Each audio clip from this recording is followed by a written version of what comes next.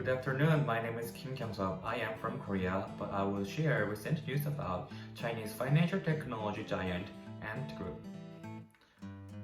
The green shoe option is an over-allotment option in the context of an IPO. It is a provision in underwriting agreements that grants the underwriter the right to sell investors more shares than initially planned by the issuer if the demand is higher than expected. Chinese fintech giant Ant Group is said to raise at least $34.4 billion from IPO.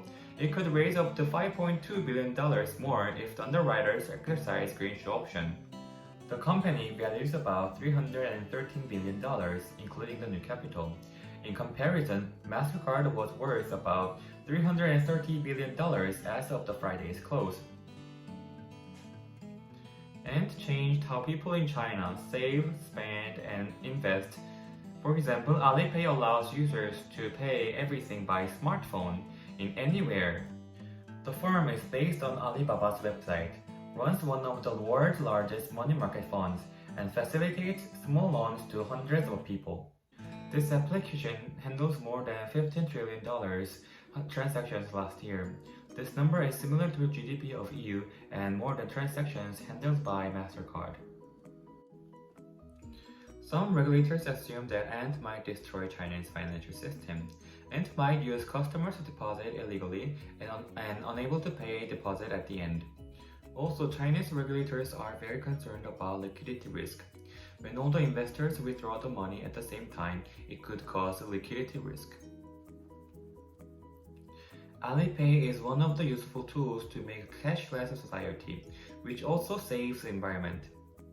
However, the market power of the Ant Group is too strong that no other company can stop its dominance. Also, financial problem could occur when company's system makes error. Monopolizing market has two downside effects. First, it may aggravate unequal income distribution.